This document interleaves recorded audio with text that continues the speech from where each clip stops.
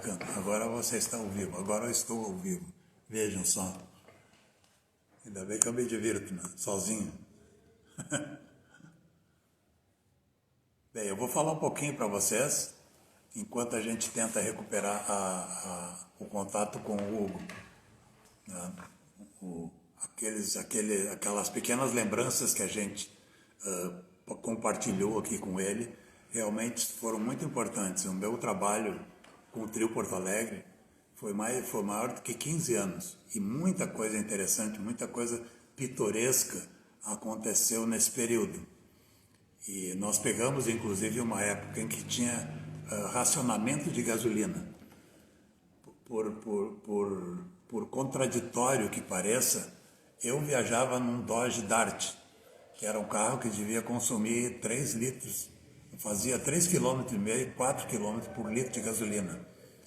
E o colega que dava carona para a Zuleika, que viajava num JK, que também era um carro altamente consumidor de gasolina.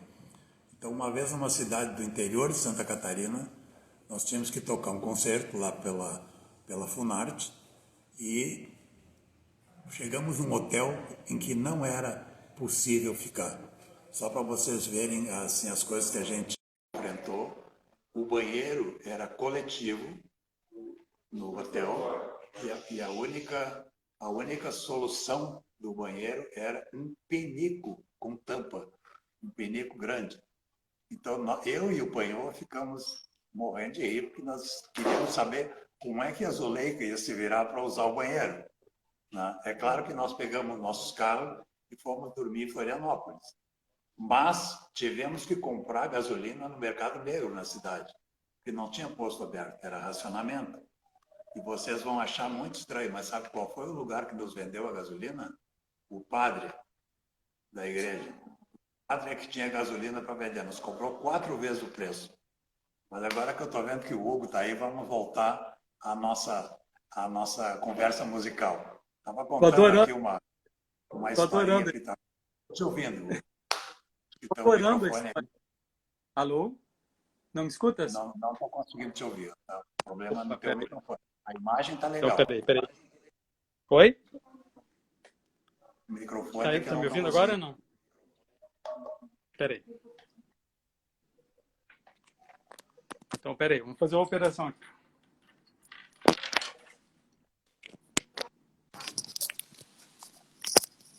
Agora me escutam? Alô? Alô? Eu vou essa coisa aqui, essa. Vou colocar um fone normal para ver se eu te ouço. Agora sim. Agora te ouvi bem. Opa, pronto. Estava adorando a história. Muito bom. Não, eu estava aqui contando história. Sabe como é que é, né? Quanto mais velho a gente fica, claro, isso aí. Mais coisa para contar. Mas nós estávamos lá, tu estava transcorrendo sobre a tua trajetória musical, né? Sobre as tuas atividades. Sim. Chegou aqui mais de uma vez uma pergunta que seria: de todos os compositores, qual é o que mais te identifica? Vamos dizer, se existe na tua vivência musical, aquele compositor que te identifica.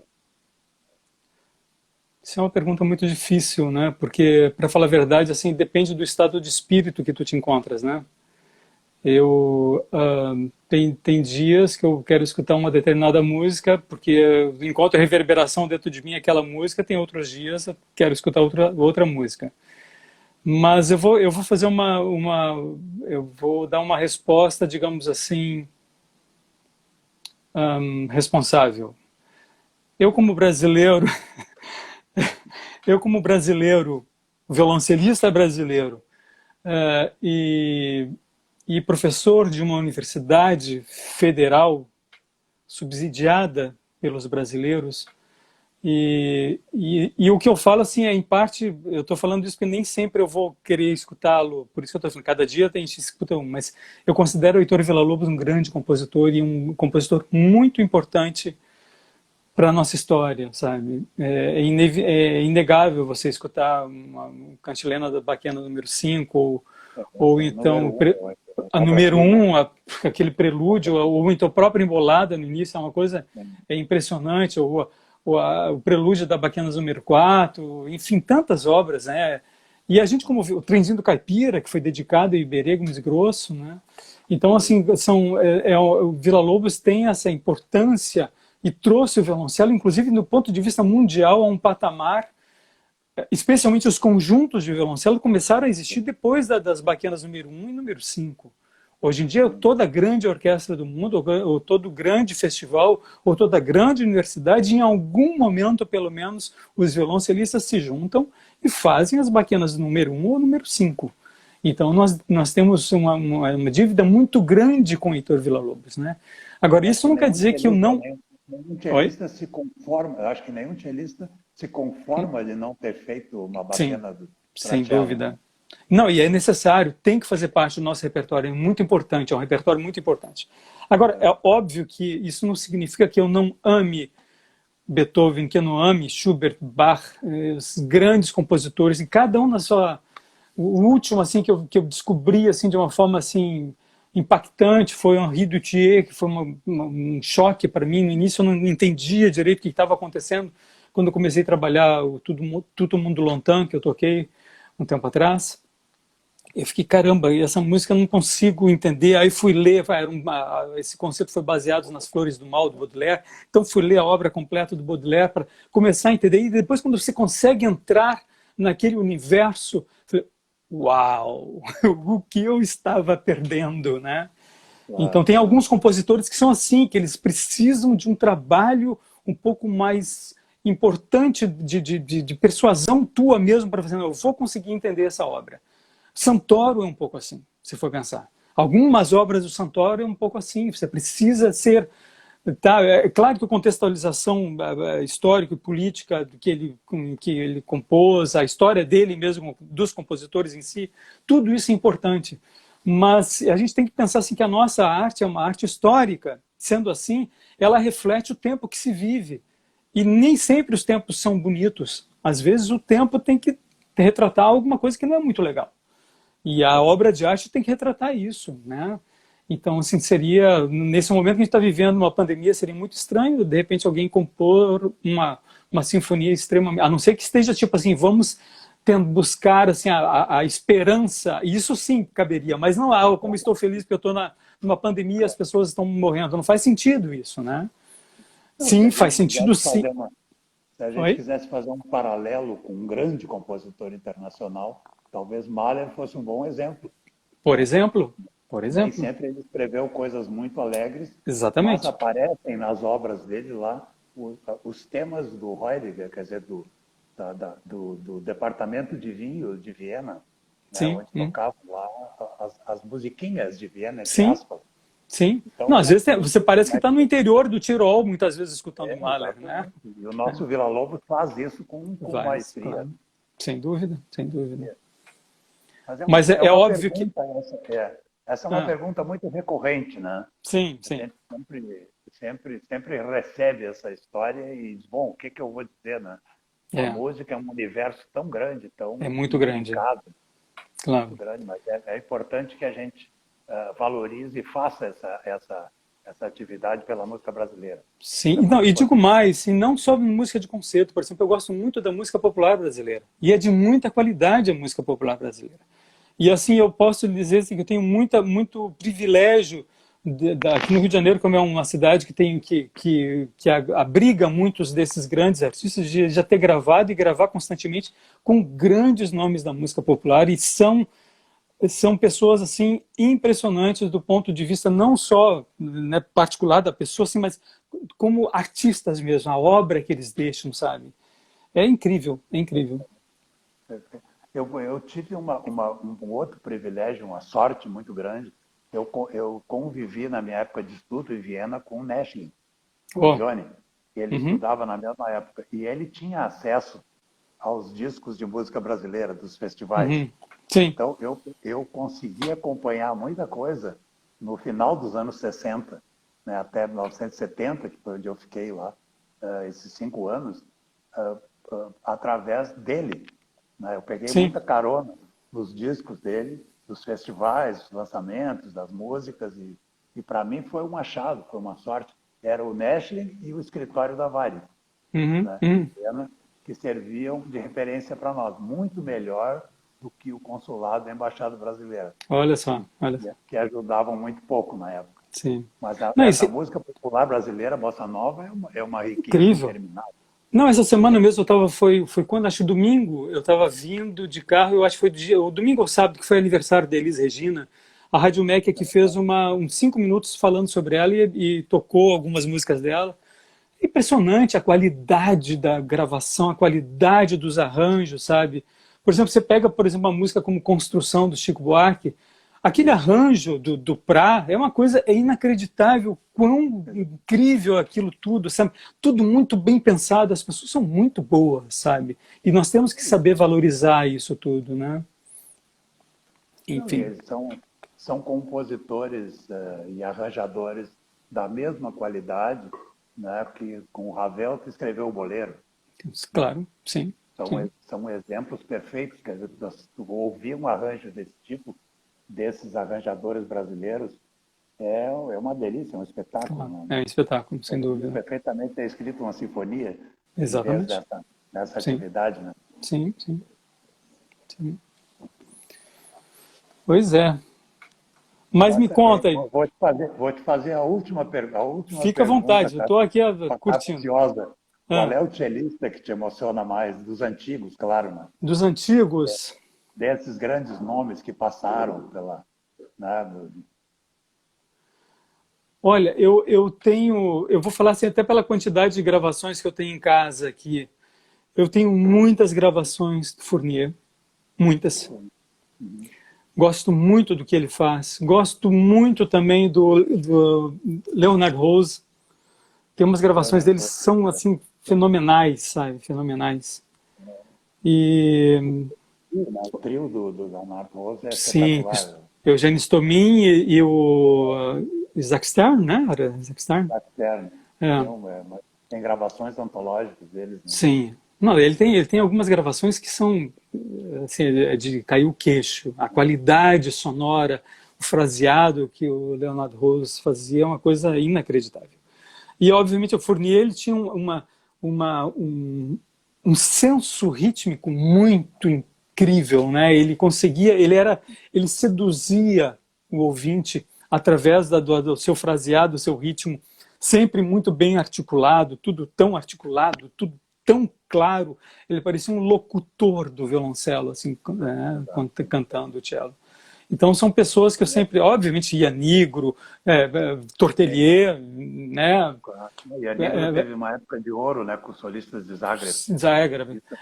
Tem uns que não conhecem muito Emanuel Feuermann, baita de um violoncelista. Pena que ele morreu muito novo, mas era uma coisa inacreditável. Era quase que nem o Jascha Heifetz do violoncelo, assim, Exato, exato, exato. com a facilidade com que ele toca. Gorky, né? Gorky foi Sim, outro nome sim. que veio, Que o próprio né? Jascha Heifetz, depois que o Feuermann faleceu, ele falou que ele nunca tocaria de novo com nenhum violoncelista. No entanto, ele conheceu Piatigorsky, e aí Teve que se render, né? teve que se Escuta, render, né? nós temos, infelizmente, que encaminhar para o final. Tá E certo. o pedido que eu não sei, nós chegamos a trocar uma ideiazinha sobre isso. Hum. Eu acho que muitos de nós que estamos aqui assistindo gostaríamos de te ouvir um pouquinho. Ah, Se tu sim, puder tocar alguma coisa que te inspire no momento. E tá eu acho que nós certo. vamos encerrar com a tua música. Tá? Ok, Eu ok. vou te agradecer demais. Acho que foi muito importante a gente poder contar contigo, né, com essa tua experiência, com a tua vida e a tua história. E nós vamos te deixar encerrar com música, que eu acho que a gente fecha com chave de ouro. Tá Aquilo que tu certo. escolher tocar vai estar ótimo, tá Eu bom? vou tentar, eu vou tentar aqui não sei se talvez seja melhor botar o fone um pouco mais longe aqui por causa do som, Aí né? fica à vontade. A gente sabe dar um desconto, que é uma sonoridade do telefone, que vai ter o Isso. microfone, etc. Mas é importante transmitir o teu recado. Tá. De Tá qualquer bom? forma, eu gostaria, antes de tocar então para vocês, agradecer mais uma vez o convite. Eu desejo que a Orquestra Jovem do Rio Grande do Sul trilhe o seu caminho de uma forma muito importante e saber que os jovens precisam deste momento de convívio e esperamos que essa pandemia logo, logo passe, que a gente possa ter encontros presenciais novamente, porque a música é tão importante isso, né?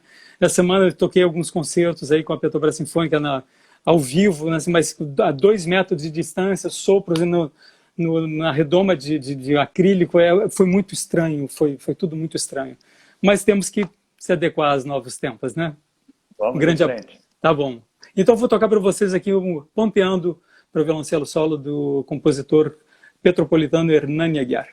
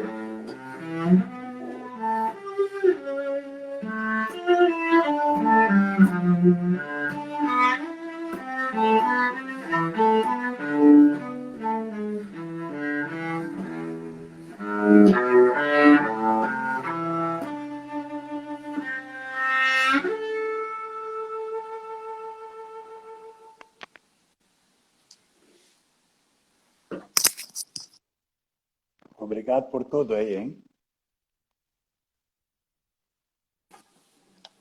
Ok. Deu para escutar? Deu para escutar bem, ótimo. Parabéns e muito obrigado por tudo, Então, tá?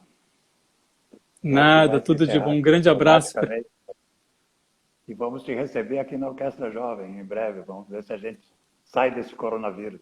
Se Deus quiser, estarei Tá, tchau. com certeza. Um grande abraço para vocês, então. Dá tudo de bom aí. Felicidade.